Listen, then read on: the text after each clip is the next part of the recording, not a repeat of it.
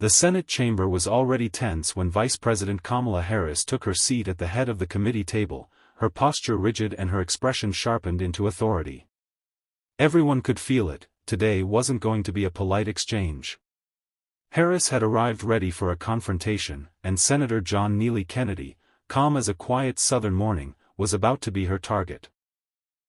Staffers shuffled nervously behind papers, reporters leaned forward, and the cameras blinked like hungry eyes waiting for a spark.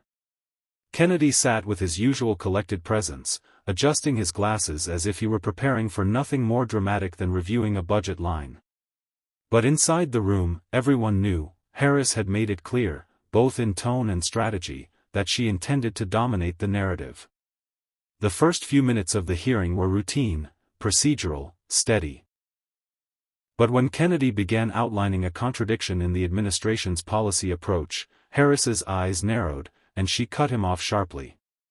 "Senator, I'm going to stop you right there," she said, raising her hand. Her voice carried the unmistakable edge of someone who wanted the room to see she was in control. Kennedy paused, not shaken, simply observing her like a professor humoring an overeager student. He continued his thought. She interrupted again. And then a third time.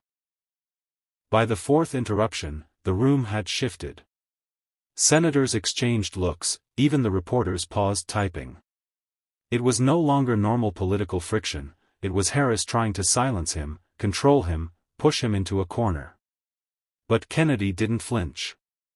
Instead, he leaned back slightly, studying her with that signature Louisiana calm that made his opponents nervous. His eyes said it clearly, "You've overplayed your hand."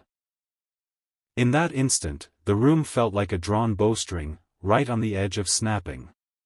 Everyone knew Kennedy wasn't going to let a fourth interruption pass unanswered. Something was coming. And whatever it was, Harris had no idea she'd just set the stage for her own embarrassment. The committee chamber was quieter this time, but the tension was unmistakable, like static clinging to every wooden panel and microphone wire. Senator John Neely Kennedy sat with the same patient composure he was known for, adjusting his glasses as he reviewed his notes. He wasn't rattled by what had happened in the first round of questioning. If anything, he looked even calmer, the kind of calm that came from knowing he hadn't even begun to push back. Across from him, Vice President Kamala Harris leaned forward in her chair, fingers tapping the desk with an energy that revealed her frustration more clearly than any facial expression could. She had already interrupted Kennedy 3 times earlier, once during procedural clarification, once during a statistic he was citing, and once simply because she didn't like where his sentence was going. Committee members had exchanged glances. Staffers had paused their typing. Even the stenographer had looked up.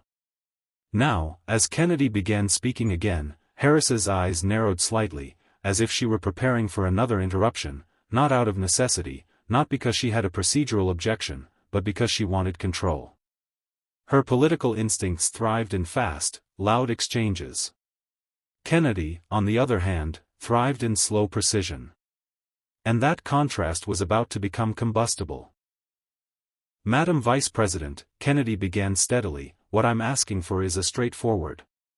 "Senator, you're mischaracterizing the point," Harris cut in sharply for the 4th time, lifting her hand and talking over him before he even reached the second half of his sentence. Her voice carried the tone of someone trying to shut down a line of questioning, not address it. Multiple people in the chamber shifted. A few reporters glanced toward Kennedy, anticipating his reaction. Kennedy paused, lowered his papers, and looked directly at her, not with irritation, not with outrage, but with a slow, deliberate expression that suggested she had walked directly into a trap of her own making. "Madam Vice President," he said calmly, "I realize interruptin' folks might be your love language, but I do hope you'll let me finish this time." A ripple of stunned murmurs cut through the room. Harris blinked, caught off guard. Not by the words themselves, but by the gentle, surgical precision with which Kennedy delivered them. And for the first time that morning, she didn't interrupt. The chamber fell into a tense hush the moment Vice President Kamala Harris leaned forward again, her voice sharp enough to slice through the air. For the 3rd time that morning, she cut off Senator John Kennedy mid-sentence, but this time, the irritation in the room was unmistakable. Staffers shifted in their seats, reporters glanced up from their laptops, and even members of her own party exchanged uneasy looks. Everyone sensed she was pushing too hard. Kennedy didn't raise his voice. He didn't roll his eyes. He didn't even blink with frustration.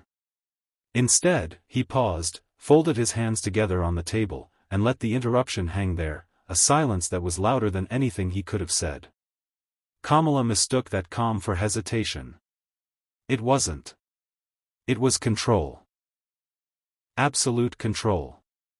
"Senator, with all due respect," she began aggressively. Kennedy tilted his head slightly, the hint of a polite smile forming, but there was steel behind it. "Madam Vice President," he drawled, "I've been extremely respectful this mornin'. But respect works best when it travels in both directions." The room reacted instantly, muffled gasps, stifled laughs. Kamala's jaw tightened. She tried to jump back in, but the witnesses at the table were now glancing nervously between the two, clearly unsure who was actually running the hearing. Kennedy continued, his voice steady and unmistakably authoritative. "I'm trying to get to the truth here. If you'd like to discuss something, ma'am, I'm happy to yield when I finish my thought, assuming I'm allowed to finish it." That line landed like a hammer. Reporters' fingers flew across keyboards. Staffers leaned forward. Even members who rarely reacted publicly couldn't hold back their smirks. Kennedy wasn't being dramatic. He wasn't being hostile. He was doing what he always did, using discipline, intelligence, and perfect timing to turn the spotlight right where it belonged. Kamala swallowed hard, visibly irritated that her attempt to control the exchange had backfired. She motioned to speak again, but now the entire room was on Kennedy's side. They were waiting, eagerly, to see how he would finish what he started. And Kennedy knew it. He leaned closer to the microphone, gaze locked forward, completely unshaken by Kamala's interruptions. The balance of power in the room had shifted, decisively, and Kamala Harris felt it. The chamber grew even tighter as Kamala Harris leaned forward again, her voice slicing into the air before Kennedy had the chance to complete a single sentence. It was the fourth interruption, and this time the reaction in the room wasn't subtle. Staffers shifted, reporters sat up straighter, and even members of her own party exchanged uncomfortable glances. The vice president was pushing too hard, too fast, and everyone could feel the tension snapping. Kennedy didn't raise his voice.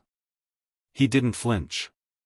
He simply rested both hands on the desk, lifted his eyes, and gave Kamala a long, steady look, the kind that didn't need volume to command the room. "Madam Vice President," he said calmly, "if you'll let me finish a sentence, we might actually help the American people today." It landed like a gavel strike. Kamala blinked, taken aback. She opened her mouth to fire back, but the reaction around her stalled the impulse. A few muffled laughs rippled from the back rows, not rude, not mocking, just the kind of involuntary reaction people have when the obvious truth finally gets spoken aloud. Kennedy continued, uninterrupted now, his tone firm but controlled. "This is Congress, not a debate club. You can cut me off, but you can't cut off the facts." A direct hit. Clean, sharp, impossible to deflect. Kamala straightened in her chair, clearly irritated, but she couldn't hide the shift in energy. Her earlier confidence wavered as she realized she had given Kennedy exactly what he needed, a moment where her aggression made him look composed, steady, and unmistakably in command. Kennedy leaned back slightly, now fully holding the room. "Now, if you're done interrupting me for the fourth time, I'd like to explain why your numbers don't add up." Gasps. A few chuckles. One audible "wow" from a reporter. Kamala glanced at her notes, suddenly unsure of her footing. Her attempt to control the exchange had backfired, and Kennedy, quiet, sharp, and unshakably confident, had turned her interruptions into an opportunity to dominate the moment. And everyone knew it. The chamber felt like it was vibrating, an electric tension rippling through every row as Vice President Kamala Harris leaned forward yet again, interrupting Senator John Kennedy for the fourth time. Cameras zoomed in. Staffers froze mid-motion. Even seasoned reporters looked up from their keyboards. Everyone sensed it, she had just crossed a line she couldn't walk back from. Kennedy didn't raise his voice. He didn't lean in or lash out. Instead, he paused, hands folded, expression steady. Letting the silence stretch just long enough for the room to notice who was actually in control. Harris kept talking over him, her words tumbling out fast, defensive, sharp. "With all due respect, Senator, you are misrepresenting," she said, but her voice cracked with the strain of forcing authority she no longer held. Kennedy slowly lifted his gaze, meeting hers with the calm precision of someone who knew he had the stronger hand. "Madam Vice President," he began, each syllable measured, "if you would allow me to finish the question you have now cut off 4 separate times, I believe the American people might finally get an answer instead of another performance." Gasps erupted, quiet, then swelling. Harris blinked, visibly rattled. The word performance hung in the air like a strike of thunder. Even a few Democrats shifted uncomfortably. The remark was sharp, but it wasn't personal, it was accurate, undeniable. Harris attempted to regain footing. "Senator, I'm simply clarifying." But Kennedy didn't let her reset the narrative this time. "No ma'am," he said, firm but polite, "you're avoiding. And respectfully, the vice presidency may grant you many privileges, but interrupting the truth isn't one of them." That did it. The room broke, some laughing softly, others murmuring, others staring wide-eyed at the boldness of a line delivered without anger, without theatrics, just pure, steady authority. Harris sat back, caught off guard for the first time all afternoon. Kennedy had done what no one else could manage. He shifted the entire power dynamic with one controlled moment. Staffers exchanged looks, everyone now understood the hearing had turned. Kennedy wasn't merely surviving the interruptions, he was dismantling them piece by piece. And whatever he said next would cement the moment into congressional legend. The chamber was no longer just tense, it was electric. Every senator, aide, reporter, and staff member felt it. Kamala Harris had already cut off Senator John Neely Kennedy 4 separate times, each interruption sharper and more frantic than the last. By the 5th exchange, the room was leaning forward, waiting to see whether she would try it again, and whether Kennedy would finally respond in full force. Kennedy rested his hands on the table, his posture steady, almost relaxed, but not passive. His eyes stayed locked on Harris with that familiar expression the public knew well, patient, amused, and absolutely unshakable. It was the look of a man who had seen every trick in the book and wasn't impressed by any of them. Harris, growing more agitated by her inability to corner him, pressed on. Senator, that's not the question I asked," she snapped, her tone rising. She gestured sharply toward him, trying to reclaim control of the discussion, her frustration evident in the tightness around her eyes. But this time, Kennedy didn't budge or pause. He leaned forward just slightly, enough for the microphone to catch every syllable, and spoke with calm clarity. "Madam Vice President, I am answering your question. I realize it may not be the answer you want, but it's the answer the American people deserve." A wave of murmurs rolled across the room. Harris froze, stunned by the precision of the line, a line that hit with the force of a hammer because it was true, firm, and delivered with the kind of Southern poise only Kennedy could pull off. Harris tried to interrupt again, lifting her hand, inhaling sharply. But Kennedy didn't stop this time. His voice remained smooth, almost casual, but the power behind it was unmistakable. "You've cut me off 4 times already," he continued. "If the goal here is to avoid hearing the truth, well, you've made that mighty clear. But I'm going to finish my sentence anyway." Several senators stifled laughter. A reporter dropped his pen. The tension, once oppressive, began shifting, and it was shifting toward Kennedy. He had just seized control of the entire chamber without raising his voice, without a hint of hostility, simply by refusing to be bullied out of honesty. For the first time that day, Harris didn't interrupt. She sat back slowly, her expression tightening as the room silently acknowledged that Kennedy had just changed the momentum in a single stroke. The chamber had grown so tense that even the staffers along the wall seemed to stop breathing. Kamala Harris sat forward in her chair, hands clasped, eyes narrowed, not with confidence, but with calculation. She had already interrupted Senator John Kennedy 4 times, each time trying to redirect, diminish, or derail his line of questioning. But now, after the 4th interruption had backfired publicly, she was stuck between doubling down and retreating. Neither option looked good on her. Kennedy, meanwhile, sat as calm as a man reading a Sunday newspaper on his porch. His posture was steady, shoulders relaxed, the faintest hint of a knowing smirk tugging at the corner of his mouth. He wasn't rattled. He wasn't annoyed. If anything, he looked like he'd been expecting this moment from the very start. The witness table was frozen in place. The 2 experts, one on national security, the other on judicial ethics, kept darting glances between Harris and Kennedy, unsure of where the explosion would land next. Even the press gallery had gone still, cameras aimed like rifles, ready to capture the exact second Kennedy took back the floor. "Senator Kennedy," Harris finally said, attempting to reassert control, "your time has expired, and we need to stay on track." Kennedy leaned forward, the polite Southern charm dripping from every syllable. "Madam Vice President, with all respect, and sugar, that's a lot of respect, you've cut me off so many times today that I'm startin' to think you're allergic to answers." A ripple of laughter shot through the room, not loud, but immediate and uncontrollable. Harris stiffened. Her jaw tightened. Camera zoomed in. Kennedy continued before she could interrupt again. "You've asked these witnesses for transparency. I've asked for it. The American people expect it." He gestured toward the table. "But it's mighty hard to get clear answers when somebody keeps playing goalie every time the truth tries to get through." This time, the laughter wasn't a ripple, it was a wave. Even a few committee members who usually aligned with Harris glanced down to hide their smiles. Staffers turned their faces away, shoulders shaking. Harris tried to speak, but Kennedy gently raised a hand. Not rudely, but firmly, like a man reclaiming the floor that should never have been taken from him.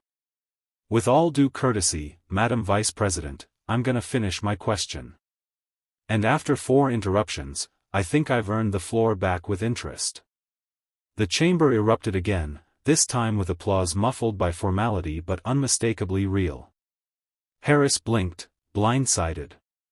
Kennedy had just done what he always did best, flipped the room without raising his voice. "Now," he said smoothly, "as I was sayin' before democracy got speed bumped, let's try honesty this time." Harris had no comeback. She just sat there, silent. The chamber had gone from tense to electric, every staffer stiff, every reporter gripping their pen like it might catch fire. Kamala Harris had already cut Senator Kennedy off 4 times, each interruption louder, sharper, more defensive than the last. But now, after his calm, razor-sharp dissection of her last claim, she looked shaken. Not defeated yet, Kamala never let her mask slip that far, but rattled enough for everyone to sense it. She leaned into her microphone, forcing a smile that didn't reach her eyes. "Senator, with all due respect." Kennedy gently raised a hand, not aggressively, not theatrically, just confidently, as a man who knew he finally had the room back. "Madam Vice President," he said with a tone so polite it bordered on surgical, "I've been respectful all afternoon. If you'll afford me just 10 uninterrupted seconds, I think we might all avoid more unnecessary confusion." A soft wave of laughter rolled through the chamber, quiet, but unmistakable. Kamala blinked, her expression freezing for half a heartbeat. She hadn't expected the room to shift against her. Trying to regain control, she straightened in her chair. "Well, Senator," if your comments were relevant. Kennedy didn't raise his voice. He didn't need to. His words carried like someone dropping a pin in complete silence. My comments are relevant, Madam Vice President. What hasn't been relevant, he paused just long enough for tension to peak, are the interruptions. The room erupted, staffers smothering laughs, reporters glancing at each other with wide eyes, even a few committee members biting their lips to hide smirks.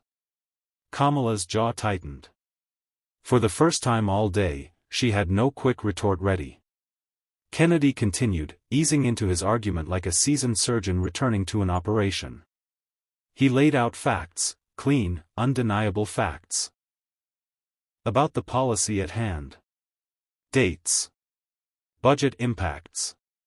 Testimony excerpts she had conveniently glossed over. With each point, Kamala's shoulders sank a little farther. And then came the line that sealed the moment. I'm not here to win a shouting match, Kennedy said calmly.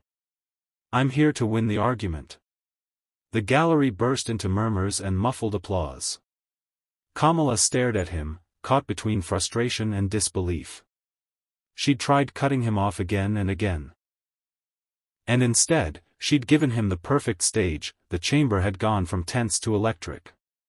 After 8 rounds of interruptions, gasps, and shifting alliances among committee members, everyone knew the 9th exchange would decide who controlled the narrative, Kamala Harris or Senator John Kennedy. Cameras refocused, pens hovered above notepads, and even the usually restless aides stood frozen, waiting for the moment to detonate. Kamala leaned forward, her posture sharp, her expression set like she was delivering a closing argument in a trial only she understood. Her voice cut the air with that familiar prosecutorial cadence, the one she used when she wanted dominance, not dialogue. Senator, you're avoiding the question. Again. The word again hit like an accusation, and several reporters instantly typed it into their draft tweets. But Kennedy didn't flinch. Not even a raised brow. He looked at her the way a seasoned professor looks at an overeager student trying too hard to catch the class's attention. He let the silence stretch, strategic, disarming silence, before replying in a tone so calm it almost seemed designed to irritate her further. Madam Vice President, I'm not avoiding anything. I'm just refusing to play hopscotch with a question that keeps moving every time I get close. A ripple of restrained laughter rolled across the room. Not disrespectful, but absolutely undeniable. Kamala stiffened. For the first time all hearing, she seemed rattled. She cut him off immediately. For the 4th time. Senator, this isn't about hopscotch, this is about accountability. Kennedy tilted his head, eyes steady. Well, he drawled softly, if we're discussing accountability, then let's make sure we're accountable for the facts, not just the sound bites. That line landed like a thunderclap. Kamala opened her mouth to counter, but Kennedy raised a single hand, not interrupting, simply pausing the air around him. You've interrupted me 4 times, he said, voice firm but not raised. And every time, it's been right before I got to the part you didn't want the American people hearin'. Now why do you suppose that is? The room froze. Kamala blinked. Once. Twice. And for the first time since the hearing began, she didn't have a rebuttal ready. The chamber seemed to realize it at the exact same moment. The shift was immediate, audible murmurs, widening eyes, and even a couple stunned chuckles from committee members who tried and failed to mask their reactions.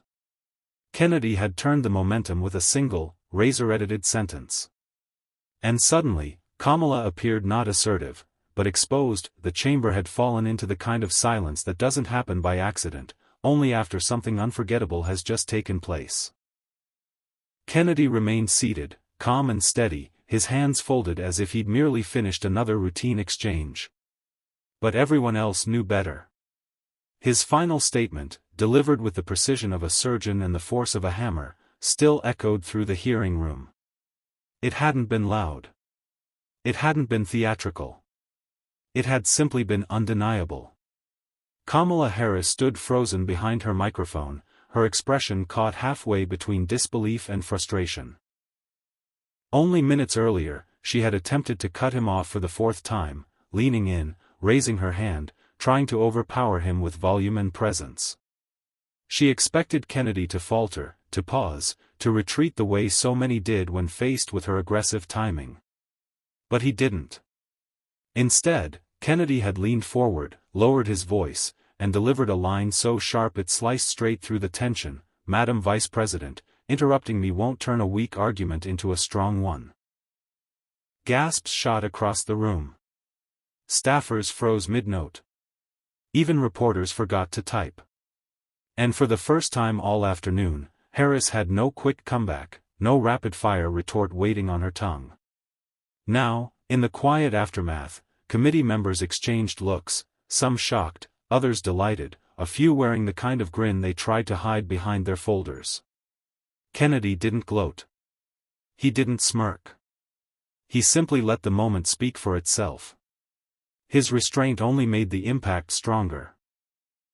A cluster of journalists near the back whispered urgently. One of them mouthed, "That clip's going viral." Another had already begun drafting a headline. Across the room, Kennedy's aides watched with a mix of pride and awe, knowing they had just witnessed a moment that would replay on every major network within the hour. Kamala finally exhaled, adjusting her papers as if rearranging them could somehow rearrange the moment. But nothing could change what the entire chamber had seen. Kennedy staying cool, sharp, and in complete command while she lost grip of the narrative she tried so hard to control. When the chair officially adjourned the hearing, people didn't rush for the exit. They lingered, buzzing, replaying the exchange, glancing at Kennedy as though he had just rewritten the rules of the room. And in a way, he had.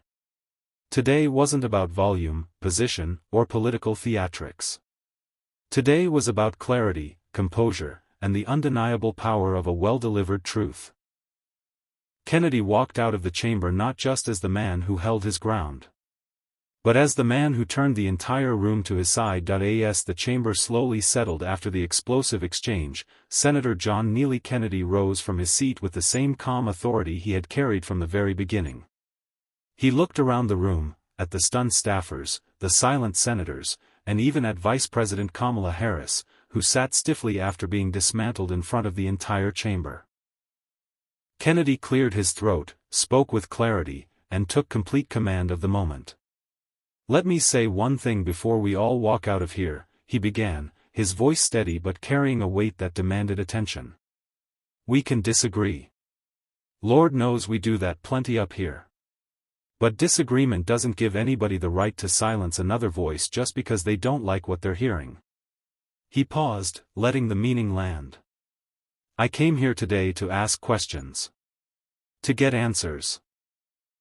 And every time I got cut off, every time I tried to speak, I was reminded that some folks in this town believe interruptions count as arguments." A few members chuckled under their breath. Harris kept her eyes down. Kennedy continued, his tone sharpening just enough to make his point unmistakable. "You can cut me off once. You can cut me off twice. You can try it 3 times. But on the 4th? He gave a slight smile. "Well, that's when the truth has a funny way of cutting back." The chamber erupted in laughter, real, uncontrollable laughter, echoing off the marble walls. Harris shifted uncomfortably. Kennedy didn't flinch. He finished with the kind of line only he could deliver. "We owe the American people clarity. We owe them honesty. And we owe them the courage to finish a sentence without somebody jumping in like they're afraid of what comes next. I'm not here to score points. I'm here to keep us honest. Even when it's inconvenient." With that, Kennedy gathered his papers, nodded respectfully to the room, and walked out, leaving the chamber buzzing, Harris silent, and the nation talking.